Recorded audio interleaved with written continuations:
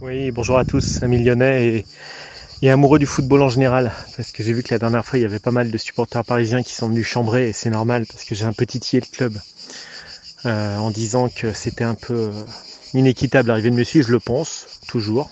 Pour la compétition c'est inéquitable. Donc bonjour à tous, un petit bruit de cigale derrière, c'est toujours l'été dans le sud. Et ben écoutez, j'espère que vous allez bien. Aujourd'hui je vais vous parler de quelque chose d'autre, alors je vais quand même revenir très rapidement sur un petit commentaire. Je pense que j'ai été mal compris ou je l'ai peut-être mal exprimé parce que quand même, quand une majorité de gens le voient comme ça, non, je n'ai pas comparé l'arrivée de Lionel Messi, enfin le talent de Lionel Messi pour être exact à ceux de Paqueta ou Slimani. Évidemment, on a deux très bons joueurs d'un côté face aux meilleurs joueurs du monde de l'autre. Ça serait complet. Il y en a qui disent ouais, j'ai arrêté de regarder, j'ai arrêté d'écouter quand j'ai entendu ça. Non, c'est pas ça. C'est juste que c'était un peu une boutade, une tirade, un trait d'ironie envers Monsieur Vincent Labrune. Je reste persuadé que c'est absolument anormal que le président de la Ligue de football professionnel, qui est le garant de l'équité sportive et de l'organisation de la compétition, parce que c'est son rôle, prenez le statut de la LFP, c'est ça, dise à la fin merci Paris, quoi. Allez Paris, merci Paris. Il est pas loin de dire allez Paris à la fin, on le sent, hein. Relisez-le. Avant de commenter, lisez les trucs de Vincent Labrune, c'est bien. Lisez-le, franchement, je vous invite, c'est quand même un mec qui est censé être garant des institutions et de l'équité de la compétition, et il peut pas dire ce qu'il a dit. Alors après, on va me dire, ouais, mais c'est un mec qui a bossé dans la com à Paris, alors il est d'Orléans, il a bossé dans la com à Paris avant d'être président de l'OM. Ouais, non, mais je sais qu'il fait de la com, la Brune, ça c'est sûr que pour faire de la com, il fait de la com. Hein.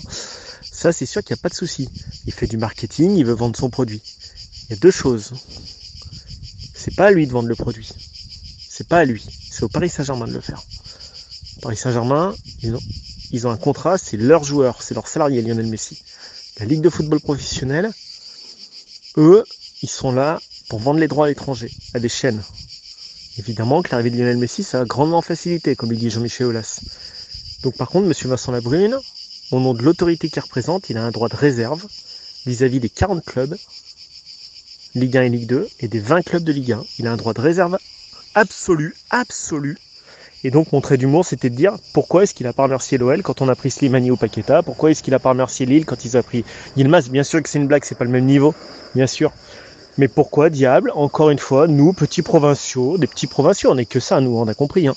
Quand c'est la grande ville de Paris, l'immense ville, capitale du monde, entier, centre du monde, pourquoi nous, petits provinciaux, on a droit qu'aux miettes, on est les riens, comme d'habitude. Et quand c'est Paris, ville de lumière, voilà, et ben on va se dire quoi? Qu'est-ce qu'on va se dire? Avec ce qu'il a fait, qu'est-ce qu'on va se dire? On va se dire, et penalty pour Paris. Ah bah tiens, Neymar il a pas pris de rouge. Ah bah tiens, Verratti avec son 40e tag par derrière aujourd'hui, il a pas pris de jaune. Voilà ce qu'on va se dire. En fait, c'est très con. La Brune, en faisant ça, en début de championnat, il est en train d'attiser limite les arguments quand il y aura un arbitrage litigieux en faveur du PSG. Voilà. C'est si simple que ça. C'est ce qui s'est passé quand nous on gagnait. On disait ah, l'arbitrage est pour Aulas, machin. Et c'est vrai qu'Aulas avait d'excellentes relations avec Frédéric Thirier à l'époque, faut pas l'oublier. Et c'est vrai qu'on avait notre lot, coup franc pour Juninho, penalty pour Lyon, patati patata. Bon, ça va pas plus loin que ça, hein, ce que je disais. Hein. Donc c'était juste un petit rectificatif. Je me suis peut-être mal fait comprendre, c'était un trait d'ironie. Ensuite, aujourd'hui, je vais vous parler de quelque chose qui me tient à cœur, c'est la stratégie de l'Olympique Lyonnais au niveau de la direction sportive, c'est-à-dire de Juninho. À un moment donné, Juninho, moi je l'aime bien, j'ai adoré, j'en ai parlé des soirs entiers avec des potes lyonnais, ces coups francs, les 44 coups francs, les pralines qu'ils mettaient contre Ajaccio. Vous vous en souvenez de celui-là? Contre le Barça, quand c'est dans l'angle, complètement merdique, il a lobé le gardien. Hein, les coups francs qu'il a mis, contre Brême, le pétard qu'il nous a mis pour le 3-0 en huitième de finale. Mais c'était mec, mais j'ai adoré la mentalité, j'ai adoré le joueur. Je le trouve un petit peu lent, petit défaut, mais quel joueur, quel tireur de coup franc. Par contre, en directeur sportif, moi depuis 2 ans, on peut aimer quelqu'un qui fait un job, mais sa stratégie, je veux dire pourquoi je suis pas en phase. Au début, Silvinho, moi j'étais plutôt emballé. Voilà, le joueur Silvinho, City, Barcelone, machin, la présentation en grande pompe.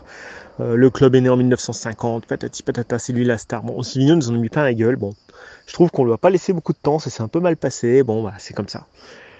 Après, il a foutu des bâtons dans les roues de Garcia. Alors Garcia n'avait pas besoin, ce qui vient de Marseille. Et le fait qu'il ait entraîné Marseille en disant qu'il s'en est pris plein la gueule. Et pourtant, je trouve qu'il a fait le taf. Il a fait le taf, Garcia. Alors, peut-être que les mecs l'aiment pas, parce qu'il a entraîné Marseille. Alors Gomis, il a joué à Saint-Etienne et Coupé aussi, et puis alors, et Sassus aussi, il a joué à Saint-Etienne, et puis alors, on les a quand même pris. Puis Coupé, c'est sans doute le meilleur gardien qu'on ait jamais eu de toute l'histoire de l'Olympique Lyonnais. Et pourtant, il vient pas de chez nous, hein. Il vient de chez l'ennemi. Hein. Donc il faut être un peu raisonnable. Moi, je trouve que Garcia, il a fait le job. Il nous a redressé la baraque. Il a fait les points. Il a fait une mi-finale de Ligue des Champions. Je trouve qu'on n'a pas été cool avec lui. Supporter lyonnais. Après, évidemment, lui, il en avait marre. Tout le monde se sépare et tout. Juninho, il nous a dit quoi à la fin ? Juninho ? Il a dit, moi, je veux de la maîtrise. On finit avec 76 points quand même, hein, je vous le dis les mecs. Et j'ai l'impression qu'on a appuyé sur le bouton reset, j'aime bien cette expression, et qu'on a tout recommencé à zéro. On a quand même fait 76 points. À 3 journées de la fin, on se bat contre Lille pour le titre. On a tout balancé, on est reparti sur une feuille blanche alors qu'il y avait des fondations établies à 80%. Il nous manquait de la maîtrise. On va se dire, on va chercher Christophe Galtier. Moi, je trouve très bonne l'idée d'aller chercher Christophe Galtier parce que Christophe Galtier, il l'a dit aujourd'hui dans l'équipe, il veut du quadrillage. Il veut un bloc équipe et il veut de la motivation suprême. Il l'a dit aujourd'hui. Il a dit, voilà ce que j'attends de mon équipe de l'OGC Nice, comme je l'attendais de Lille.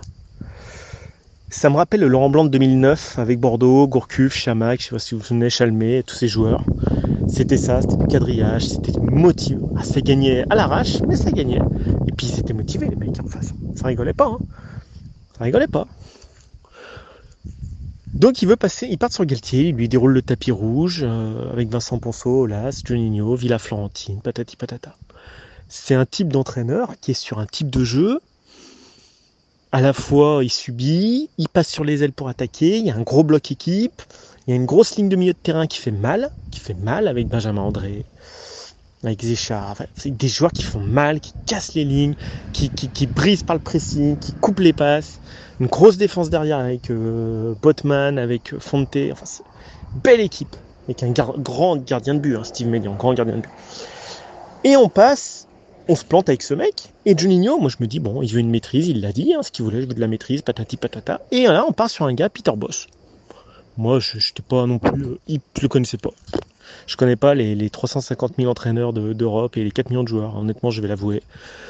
J'ai vu que, quand j'ai situé le personnage demi-finale Ligue des Champions contre nous, j'ai mieux compris, mais c'est pas du tout, là où j'ai pas compris de Juninho, c'est pas du tout la même philosophie. Peter Bosz, il veut de la possession à outrance dans la demi de partie de terrain adverse. Alors c'est bien beau tout ça, mais il faut les joueurs pour.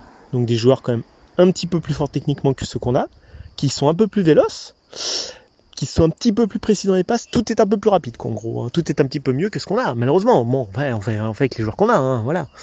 C'est pas évident. Il y a un gars qui m'a dit une fois, ouais, mais à l'Atalanta Bergame, Gasperini il fait ça. Ouais, non, bon, enfin, il pouvait pas ça tout le temps. Non, moi j'ai regardé Bergame, 2-3 matchs, c'est pas ça tout le temps. En plus, la Serie A, c'est pas comparable à la Ligue 1. Hein. Voilà, ça joue pas du tout sur le même rythme, c'est pas pareil.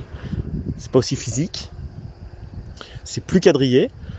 Voilà, donc c'est pas pareil. On peut pas comparer des championnats qui sont pas comparables. Voilà. Donc Peter Bosz, il veut imposer une possession à outrance, alors qu'on était parti sur une philosophie de haute motivation et de bloc. Donc je comprends plus la philosophie de Juninho. On aurait pu aller chercher un Gourvenec qui était très bien par exemple. Qu'est-ce qu'on va aller chercher Peter Bosz qui s'entête dans un système où on n'a pas les joueurs? Mais moi ça m'inquiète, moi je suis super inquiet. Alors Juninho, je pense qu'il connaît extrêmement bien le football, c'est très bien. Par contre la théorie il l'a en tête, mais la réalité il l'a pas, hein, sur le terrain. C'est ça qui m'inquiète, je pense qu'il y a un grand gap entre les deux, il y a un grand trou. Et moi ça m'inquiète. Moi je suis vraiment très inquiet de passer de l'un à l'autre comme ça, sans raison, de Galtier à Bosz, ça n'a rien à voir. Donc Juninho, ce qu'il nous a vendu comme constat avec Toussard en 2009, quand il est arrivé en disant qu'il est nul et il est trop lent. Après, on a eu Thiago Mendes qui est venu, un échec. Sur les joueurs, en dehors de Paqueta, c'est un monumental échec, tout son mercato. L'entraîneur, on passe de Galtier, ce qui est complètement en cohérence pour avoir de la maîtrise, parce qu'il maîtrise le produit Ligue 1, en plus Galtier, il maîtrise la Ligue 1, le championnat. Un gars qui vient avec des idées de football offensif, de football total, qu'on connaît pas en France, en plus c'est pas notre philosophie de jeu. Hein. Alors Barcelone et tout, en équipe d'Espagne et tout, ils savent faire, mais nous, les joueurs, je vais pas les critiquer, c'est pas un truc qu'ils ont appris en école de foot, c'est pas simple pour eux. Voilà, donc moi je trouve qu'il y a un gap.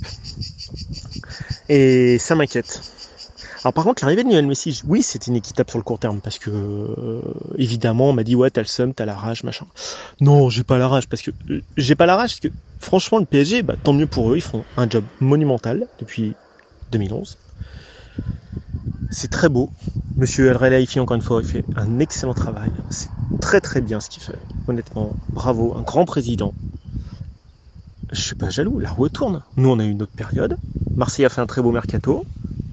Ils auront peut-être leur période. Bah, c'est normal, il y a 20 clubs. On n'est pas tout seul. Je suis pas la rage, je suis pas supporter du PSG, je regarde pas les matchs du PSG. Et à combien même il y aura tout ce beau monde sur le terrain, je vais pas supporter le PSG, je vais pas changer de club. M'en fous. Je suis Lyon, je vais pas changer de club. J'ai pas la rage contre le PSG. Tant mieux pour les supporters du PSG, je m'en fous. Je critique leur club, j'ai le droit. Branle. C'est inéquitable. Il n'y a pas de limite. Il n'y a pas de limite fric. C'est pas de la faute du PSG, les instances, ils nous ont inventé une espèce de fair play financier déjà pour l'arrêt Bosman. Ils n'avaient pas légiféré, vous lirez un article du Monde il y a 2-3 jours. Un arrêt Bosman qui n'a pas été légiféré, c'est un arrêt de jurisprudence. Ensuite, le fair play financier, ils nous ont lancé une banane en l'air comme ça, puis ils ont dit oh putain, City on va les suspendre 2 ans, puis finalement ils les ont pas suspendus. Soi-disant ils devaient suspendre les clubs qui ont fait la Super League européenne, tu parles, quand c'est les plus gros clubs du monde, tu vas jamais les suspendre de compète, c'était un coup de chantage, c'était du pipeau. Et puis bah, le PSG, ils ont compris que l'UEFA, en fait, c'est on dit un truc et puis on fait l'inverse. Ils l'ont compris, ils sont malins les mecs du PSG. Ils sont malins QSI. Ils ont compris qu'en fait, il n'y a pas de limite. Et bah tant mieux. Donc c'est pas la peine après de nous vendre des compétitions équitables qui ne le sont pas. Alors par contre, là où je vais gueuler, Juninho, c'est sa 3e année. 2 années d'échec quasi total pour moi. En dehors de Paqueta. Quasi total. Maintenant, il est passé sur un entraîneur, d'un concept entraîneur Galtier qui collait à son discours à un mec qui est plus du tout dans le discours initial qui tenait au mois de mai. Bon. Maintenant, c'est l'année ou jamais, parce que l'arrivée de Lionel Messi sur le long terme, ce qui est bien, c'est que ça va donner de la visibilité. On est quand même le 2e tissu économique de France, la 2e ville où il y a le plus de cadres après Paris.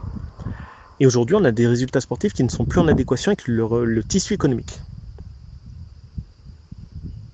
C'est vrai. Donc à un moment donné, Jean-Michel Aulas, il va pas pouvoir se cacher pendant 10 ans. Il va pas pouvoir se cacher parce qu'on fait des résultats quand même qui ne correspondent pas à la réalité économique. On a des résultats sportifs en dehors de la demi-finale de Ligue des Champions qui sont en dessous de l'effectif professionnel en termes de talent. On a été coulant, contrairement aux supporters parisiens et marseillais, parce qu'il y a plus de passion. Mais ça n'a pas duré longtemps. Et l'arrivée de Messi, ça va vraiment mettre un gros coup de boost à Jean-Michel Aulas. Là, il n'y a plus de paravent, il n'y a plus de protection, il n'y a plus de bouclier. Maintenant, il y a Messi. Si on se prend des brouettes contre le PSG, ce qui peut arriver avec l'équipe qu'ils ont, on va pas attendre pendant 100 ans que les trains passent pour être champion un jour, nous. À un moment donné, l'arrivée de Messi, ça va peut-être amener des investisseurs étrangers aussi, avec une grande viabilité pour nous, et tant mieux égoïstement, on va avoir peut-être des investisseurs étrangers viables. J'espère qu'on les donnera aussi longs que QSI, même si on perd de l'identité, malheureusement on peut pas avoir et de l'identité et des gros investisseurs, même si j'ai fait un post sur l'identité et c'était pour les jeunes de l'académie, voilà, qu'on apprenne aux joueurs et aux jeunes l'identité, qu'on leur apprenne qui est Floridinalo, qui patati patata, voilà, c'était un peu le but, pour les motiver. Bon, c'était un peu utopique mon truc. Mais honnêtement, l'idée c'était vraiment de se dire, avec Messi, l'avantage c'est qu'ils sont le moyen et le long terme, notre Ligue 1, contrairement à la Liga qui a perdu en 3 ans Ronaldo et Messi, va être un produit vu, connu. Donc nous, à Lyon, pourquoi pour Ricochet, on n'en bénéficierait pas. Et ouais. En attendant, notre mercato est au point mort. Moi, je vois qu'il y en a qui ont recruté Wijnaldum, Sergio Ramos, Lionel Messi, Donnarumma. Comme ça, un chic 3 noms, 4 noms. Puis nous, on a Daniel Da Silva, alors qu'on est la 2e ville de France. Cherchez l'erreur. Moi, merci Jean-Michel Aulas depuis 34 ans. Tout ce qu'il a fait, c'est inoubliable. C'est marqué pour l'histoire de l'Olympique Lyonnais à vie. À vie. À un moment donné, il faut tourner la page. Et Juninho aussi, il faut tourner la page. Je pense qu'il serait mieux en tant qu'entraîneur ou éducateur des jeunes, parce qu'il serait super compétent pour prendre plein de trucs aux jeunes. Mais honnêtement, non. Directeur sportif, je pense que c'est compliqué de bosser avec lui. Sa vision, elle est compliquée. Entre ce qu'il pense et ce qui est faisable, il y a un monde. Il change souvent de point de vue aussi. Donc non, c'est pas tout bénef pour nous, amis lyonnais. Donc quelle stratégie, point d'interrogation, c'est le titre de mon édito. Je suis pas pessimiste parce que sur le moyen terme, je pense que notre club sera vendu. Alors bon, on perdra de l'âne. On peut pas. D'un autre côté, Jean-Michel Aulas, il a défendu l'âme lyonnaise aussi longtemps qu'il a pu. C'est ce qu'il faut se dire. Maintenant, on est passé dans une galaxie où il n'y a plus de maîtrise. Avec le PSG, City et tout. Le football va beaucoup plus vite, les joueurs vont beaucoup plus vite, ils vont au bout de leur contrat, tout est plus compliqué. Et c'est vrai qu'Olas, maintenant, tout ça le dépasse un peu. C'est pas méchant de le dire. Hein. Je pense qu'il a 72 ans. À un moment donné, il y a la réalité. Il y a la réalité de l'âge qui vous rappelle. Hein, et puis, ça va trop vite. Et même le football vu par Juninho, c'est trop compliqué maintenant.